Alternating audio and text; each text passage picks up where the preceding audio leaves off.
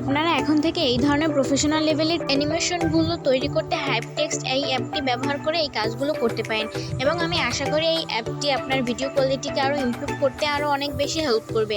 তো আজকের ভিডিওটি এই পর্যন্তই। আল্লাহ হাফিজ।